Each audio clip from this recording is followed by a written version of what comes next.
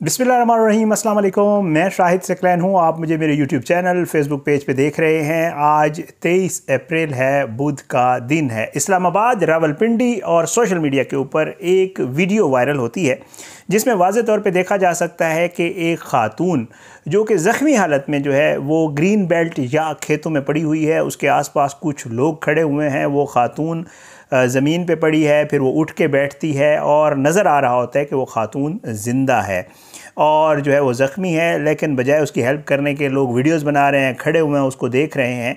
और बाद में ये ख़बर आती है कि उस ख़ातून की जो है एम्बुलेंस आई, उसको हॉस्पिटल ले जाया गया और हॉस्पिटल पहुंच के जो है उस ख़ातून की वफ़ात हो गई। ये ख़ातून कौन थी? पुलिस ने इसकी जो है वो तफसीलात जारी की और इसके ख़ातून के खावंद की मुद्दत में जो है एक FIR दर्ज करवाई गई है। पता ये चला कि ये ख़ातून ज़मींदार थी, करोड़पति थी, दुकानें थीं, ज़मीन भी थी, लेकिन इसको जो है किसी ने, जो वहाँ पे देखने वाले हैं वो ये बताते हैं कि किसी ने गाड़ी में ये ख़ातून मौजूद थी और किसी ने गाड़ी के अंदर ही या गाड़ी के बाहर उसको उतार के फिर उसको गोलियां मारी और फिर उसके बाद ये वाक़या पेश आया। इस वाक़े की इनिशियल इन्फॉर्मेशन तो कुछ इस तरह से ही थी कि जी ये वाक़या एक पुरस्रार वाक़या लग रहा था और ब्लाइंडली ये लग रहा था, क्योंकि ख़ातून के ना तो कोई करीब गया, ना किसी ने उससे बयान लेने की कोशिश की, ना किसी ने बात करने की कोशिश की।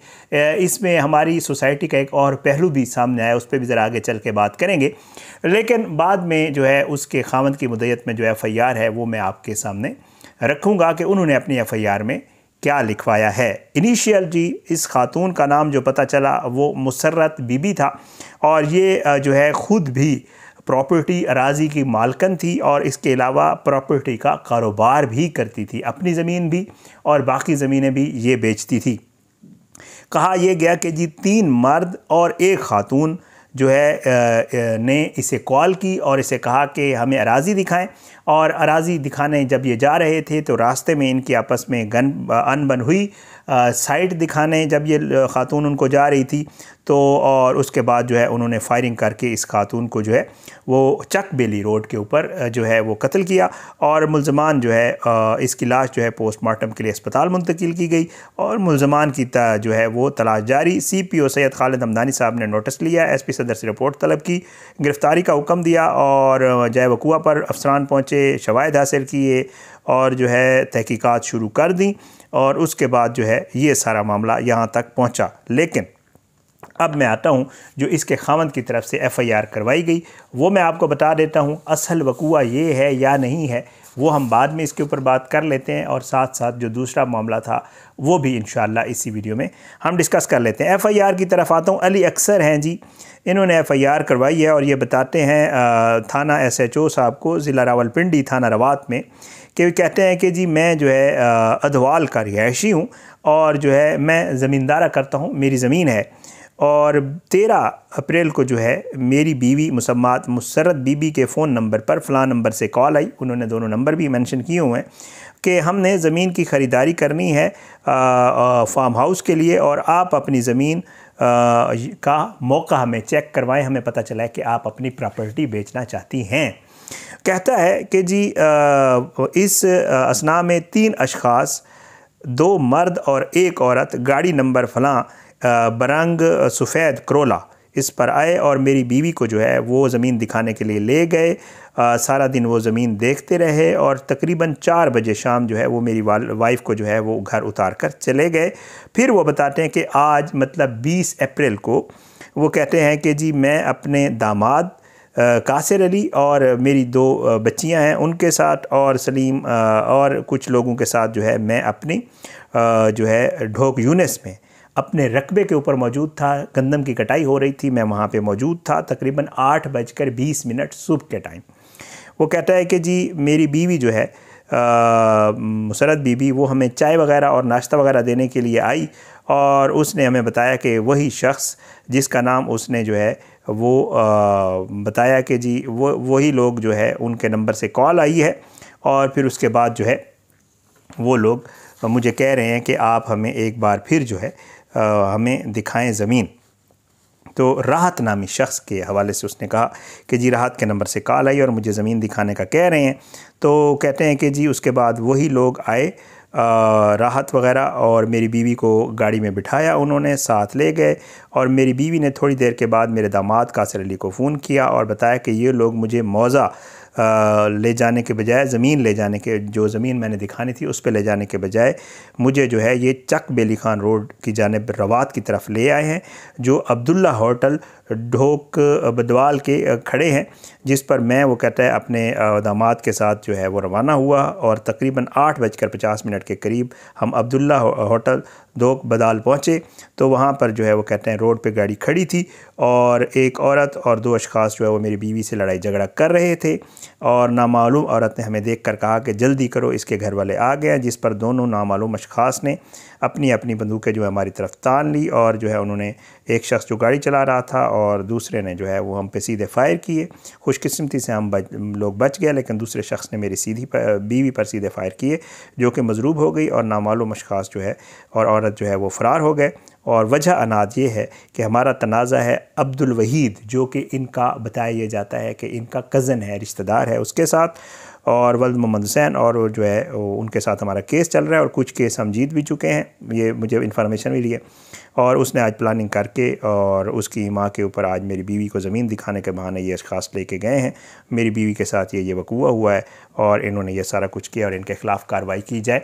ये तो FIR पढ़ के बताना इसलिए ज़रूरी है क्योंकि एक ऑफिशियल डॉक्यूमेंट होता है, ज़ाहिर है इसमें जो इन्फॉर्मेशन होती है वो जो फ़र्स्ट इन्फॉर्मेशन रिपोर्ट जिसको FIR कहते हैं, उसमें ये कुछ लिखवाया जा रहा है।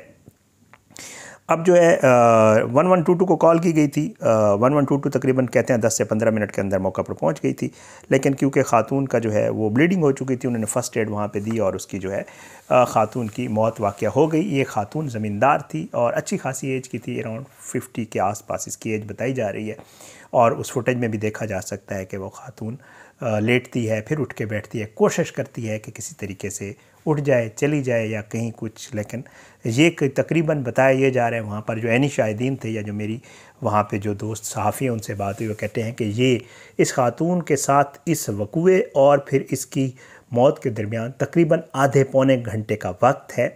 और 1122 भी ये बताते हैं कि ख़ातून को बचाया जा सकता था अगर उसे वक्त के साथ ही जो है टाइम पे उसे अगर हॉस्पिटल शिफ्ट कर दिया जाता तो वो बच सकती थी। लेकिन 60 ईयर्स ओल्ड ये ख़ातून अनफॉर्चुनेटली जो है, इसकी यही वीडियो वायरल हुई थी। मैंने उसकी तस्वीर जो है वो थंबनेल पे लगा दिया। आपको पता है इस किस्म की वीडियोस हम यूट्यूब के ऊपर दिखा नहीं सकते होते, इस वजह से जो है हम आपको इस तरह यूट्यूब पे वीडियो साथ लगा के नहीं दिखाते, थंबनेल पे तस्वीर डाल देते हैं ताकि आपको अंदाज़ा हो जाए। और बाकी आप सर्च मारें अगर तो वीडियो आपको मिल जाती है, पड़ी होती है, लोगों ने शेयर की होती है मुख्तलिफ जो है वो सोशल मीडिया ऐप्स के ऊपर, फेसबुक पे भी पड़ी हुई है, मैंने देखी है। तो बहरहाल जी, ये वक़ूआ था जो पेश आया। ये वीडियो जो वायरल हुई थी वो दरअसल इस खातून की थी और ये बेचारी जो है इस तरह भेंट चढ़ गई। अब इन्होंने जो इल्ज़ाम लगाया है वो अपने कज़न्स के ऊपर ज़मीन के तनाज़े और इन मामलात की वजह से मनसूबाबंदी करके इस खातून को फायरिंग करके मारने का है।